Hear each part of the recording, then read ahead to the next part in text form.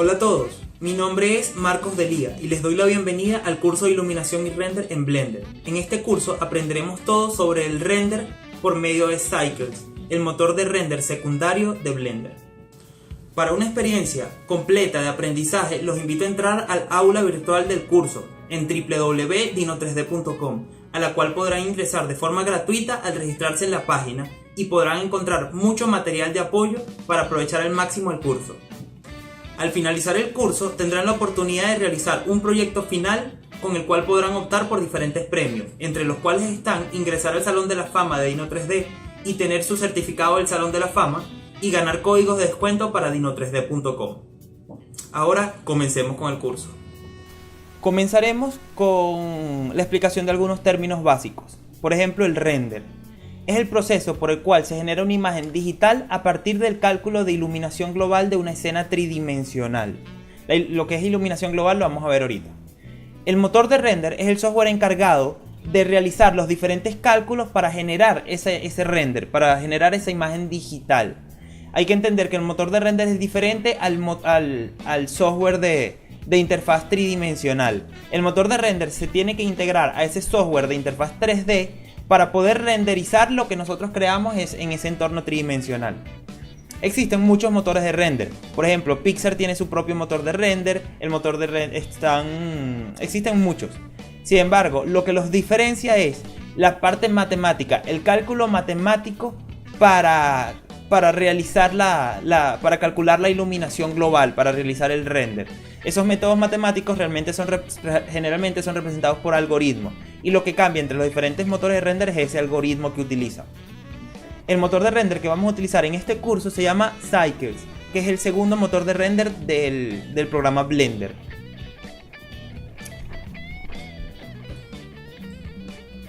La iluminación global es un método utilizado en el diseño 3D para simular en un entorno tridimensional digital el comportamiento de la luz en el mundo real. Es decir, en el mundo real se puede apreciar que existen emisores de luz, por ejemplo las lámparas o el sol que es uno de los principales emisores de luz. Él emite rayos de luz que impactan en la superficie de los objetos. Estos rayos de luz se ven modificados por esa superficie de los objetos y luego rebotan hacia un receptor, que en el mundo real es nuestro ojo, el ojo humano, que es el que recibe esa información de luz y luego la traduce de forma visual a nuestro cerebro. Ese es todo el proceso que simula la técnica de iluminación global, sin embargo en un entorno tridimensional digital. La luz, dependiendo de la superficie en la que rebote, puede comportarse de diferentes maneras. Por ejemplo, está la reflexión, que es aquella en la que el rayo de luz rebota en un ángulo igual al que entró a la superficie.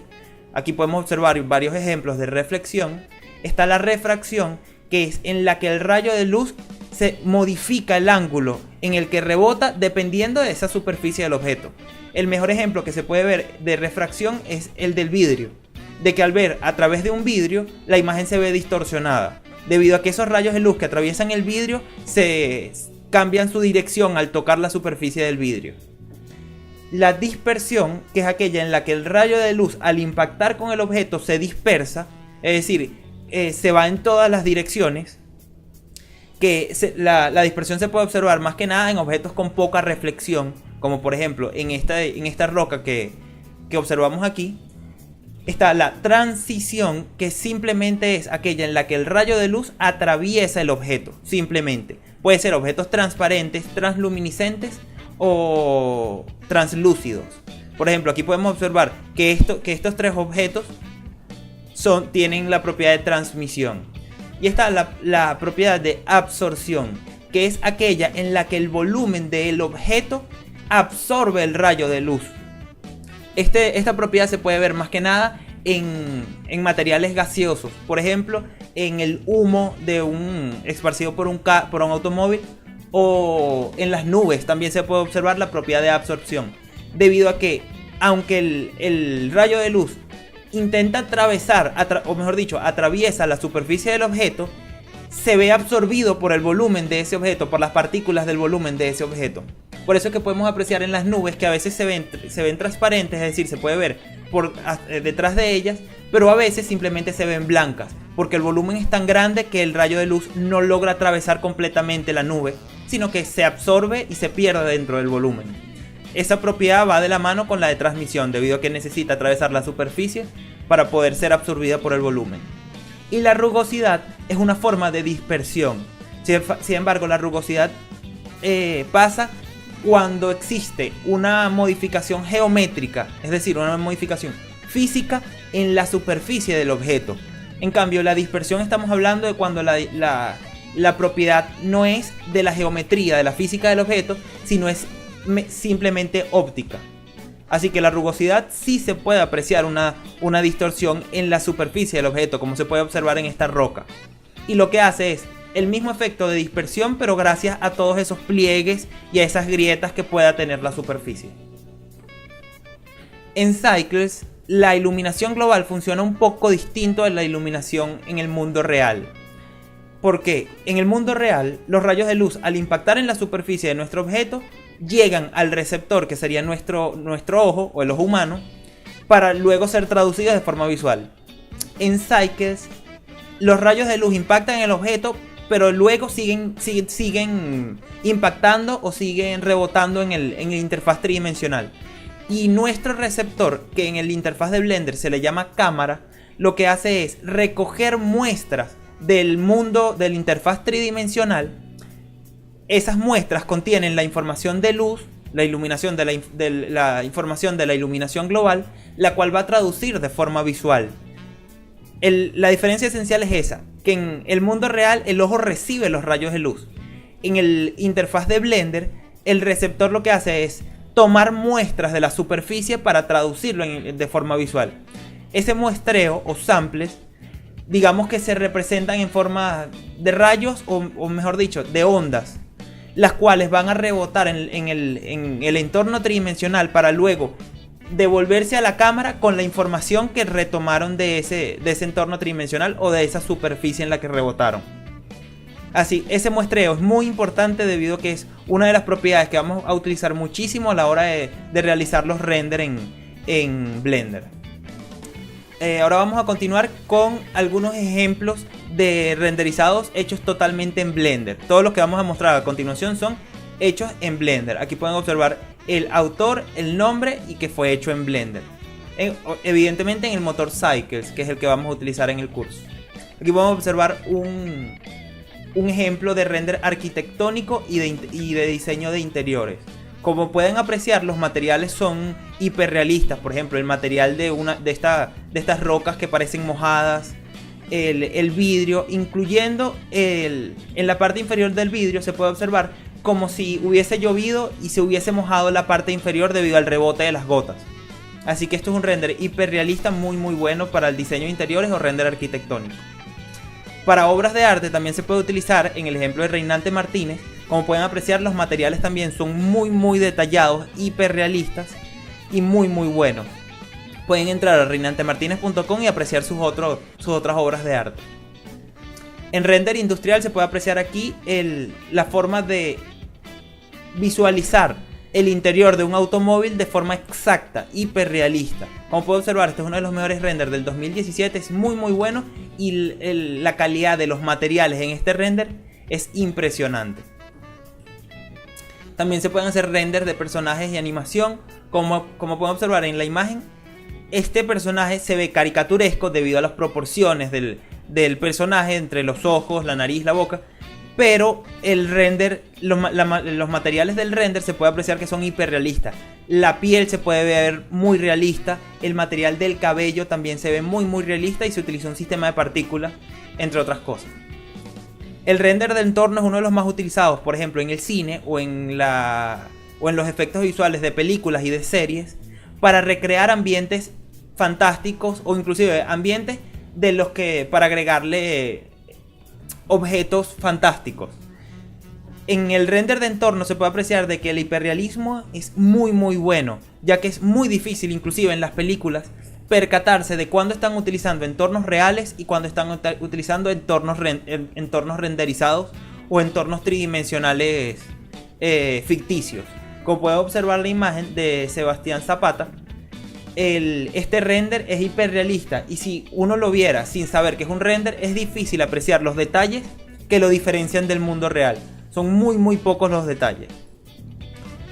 Y en render de ficción y fantasía se puede apreciar, por ejemplo, este dragón hecho por Rico Cilliers, en el que los materiales son hiperrealistas. Los materiales se pueden apreciar muy realistas. Sin embargo, al estar en un render ficticio de un personaje ficticio, no se puede, se nota que es un render. Sin embargo, los materiales son muy realistas. Ahora continuemos con el interfaz de Blender. Primero vamos a dar un repaso de lo que es el interfaz, de sus editores, de todo, y después vamos a ir a la práctica en Blender para dar ejemplos de la interfaz. El interfaz de Blender se compone principalmente de editores. Los editores son ventanas, como pueden ver aquí la separación de los diferentes editores, en los que se pueden editar diferentes propiedades o diferentes cosas referentes al diseño 3D. Por ejemplo, aquí podemos, enmarcado en rojo, podemos observar nuestro editor 3D o nuestro editor tridimensional, en el cual se modifica todo el entorno tridimensional, los objetos, los polígonos, entre otras cosas. En azul podemos observar nuestro editor de propiedades, que tiene todas las propiedades de los objetos que tenemos en nuestro editor 3D. Abajo tenemos nuestro editor de nodos, que es en el que se crean los diferentes sistemas de nodos para crear materiales hiperrealistas. En este editor no lo vamos a tratar en el curso, por eso está un poco opaco. Y este editor, que es el editor de información, que digamos que es en el que se interactúa directamente con el programa, el archivo, el procesar, ventana, ayuda, entre otras herramientas del editor de información. Y este pequeño botón que podemos observar aquí, que lo podemos observar en el editor de propiedades en la esquina superior izquierda y en el editor de información en la parte izquierda, son el mismo botón, que es el encargado de cambiar el editor que esté en esa ventana. Más adelante vamos a ver la parte práctica de eso. En el editor de propiedades vamos a utilizar en este curso 4 pestañas del editor de propiedades. La pestaña de materiales, donde vamos a poder crear nuestros materiales. La pestaña de escena, que es donde se cambian las propiedades de la escena en que estamos trabajando. El editor la pestaña de entorno, en la que se cambian las propiedades del entorno tridimensional. Y el editor de render, que es uno de los que vamos a profundizar más en la última clase de este curso, que es en donde se cambian todas las propiedades que van a afectar el render final.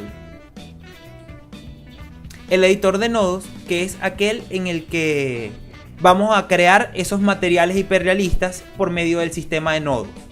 Si quieren saber más del sistema de nodos y profundizar sobre esto, los invito a inscribirse en el curso de materiales de Dino 3D, o si quieren una alternativa gratuita pueden entrar al canal de Dino 3D, en donde hay una explicación detallada, un tutorial detallado de cómo funciona el sistema de nodos en Blender y cómo se crean materiales asombrosos. También pueden ver tutoriales de creando materiales, en los que se detalla específicamente cómo crear algunos materiales por medio del sistema de nodos. Así que los invito a entrar al canal de YouTube de Dino 3D o a inscribirse en el curso de materiales de dino3d.com. Y por último, nuestro editor 3D, en el cual vamos a recrear toda nuestra escena con los objetos, los emisores de luz y los receptores, que en este caso son la cámara, que es el objeto receptor que interpreta esa iluminación global que va a procesar en el render. Se pueden crear varios receptores, varias cámaras, para visualizar varios ángulos o varios encuadres de la misma escena. Está aquí nuestro objeto, podemos crear tantos objetos vayan a tener la escena, y nuestra lámpara, que igualmente podemos crear varios tipos de emisores, que vamos a ver en la siguiente clase. Que es la lámpara, es el objeto emisor, el que emite, del cual se va a emitir la luz, por la cual se va a calcular la iluminación global. Ahora vamos a ver prácticamente que el interfaz de Blender. Aquí, como pueden observar, este es el interfaz de Blender que abre por default. Podemos observar aquí el editor 3D, que es todo este recuadro grande, en donde inclusive tenemos estas propiedades aquí. Aquí abajo tenemos un editor de línea de tiempo que sirve para animación nada más. Por ahora vamos a transformarlo por medio de este botón que tenemos aquí. Lo podemos transformar en el editor de nodos. y esta pestaña se convierte en el editor de nodos. Aquí a la derecha podemos observar nuestro editor de propiedades, que igualmente se puede cambiar con el botón de cambio de editor, y arriba nuestro editor de información. Como pueden observar, se puede modificar el tamaño de cada una de esas ventanas en la que visualizamos nuestros editores. Eso se puede hacer si, por ejemplo, yo estoy tratando principalmente con el sistema de nodos, yo agrando mi editor de sistema de nodos para poder manejarlo mejor. También por medio de este pequeño icono que aparece aquí, se pueden crear más ventanas para añadir más editores. Por ejemplo, si le damos aquí y lo arrastramos, estamos creando dos ventanas en donde se visualiza el editor 3D. Y también podemos cambiarlo, por ejemplo, a nuestro editor de nodos en la parte derecha. Así que se pueden modificar las diferentes ventanas en las que vamos a poder cambiar diferentes editores. Esta es la forma en que podemos personalizar nuestro interfaz de Blender y así poder ajustarlo exactamente lo que nosotros queramos. Esto ha sido todo por esta clase. Cualquier duda o sugerencia pueden dejarla en los comentarios y los espero en una próxima clase del curso de iluminación y render en Blender.